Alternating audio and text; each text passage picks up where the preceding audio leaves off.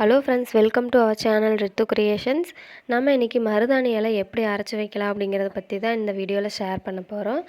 மருதாணி இலை பறித்து வச்சுருக்கிறோம். இந்த மாதிரி உருவி எடுத்து வச்சுக்கலாம்.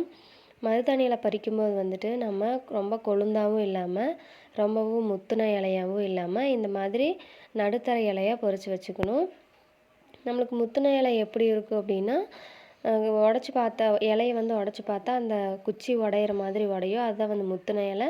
அது கொஞ்சம் கலர் கம்மியாக தான் கொடுக்கும். நம்ம என்ன தான் இன்க்ரீடியன்ட்ஸ் சேர்த்துனாலும் நம்மளுக்கு இந்த மாதிரி ஃப்ரெஷ்ஷாக இருக்கிற இலைங்க தான் நம்மளுக்கு கலர் நல்லா கொடுக்கும்.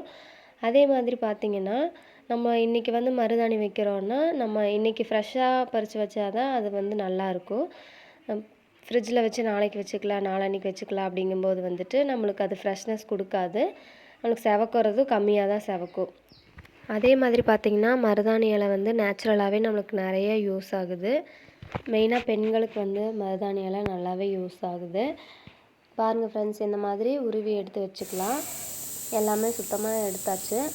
இதை நம்ம சுத்தமாக கழுவி மிக்சியில் போட்டு அரைச்சிக்கலாம்.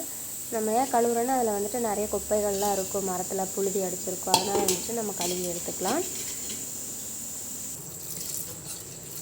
நம்ம இந்த மாதிரி கழுவி எடுத்துகிட்டு மிக்சியில் போட்டு அரைச்சிக்கலாம்.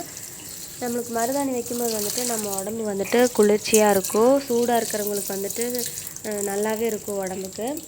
அந்த ஹீட்டெல்லாம் வெளியே வந்துடும். அதே மாதிரி கல்யாணத்துக்கெலாம் வைப்பாங்க, நரைச்ச முடிக்கெலாம் கூட யூஸ் பண்ணுவாங்க.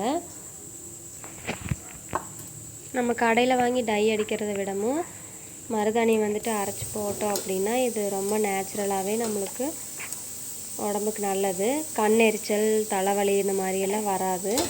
அதே மாதிரி பார்த்திங்கன்னா, நம்ம வீட்டு வாஸ்து பிரகாரம் நம்ம வீட்டுக்கு மருதாணி மரம் வச்சுருக்கிறது ரொம்ப நல்லதுன்னு சொல்லுவாங்க.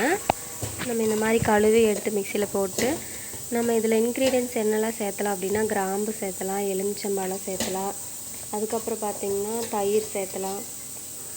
இது எல்லாமே நல்லா செவக்கும். நம்ம இப்போ புளி சேர்த்த போகிறோம். இந்த அளவுக்கு புளி எடுத்துக்கோங்க. நம்ம இன்றைக்கி புளி மட்டும்தான் போட போகிறோம் மருதாணியில், வேறு எதுவும் சேர்க்குறதில்ல.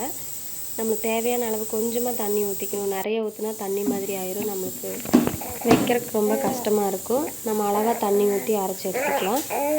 இது வச்சதுக்கப்புறம் பார்த்திங்கன்னா பாருங்கள் எவ்வளோ ரெட் கலரில் இருக்குதுன்னு கை பாருங்கள். இந்த மாதிரி நமக்கு கலர் இருக்குது. இது இப்போ வச்சோடனே இந்த மாதிரி கலர் இருக்குது. இதுக்கப்புறம் நல்லா கலர் கொடுக்கும்.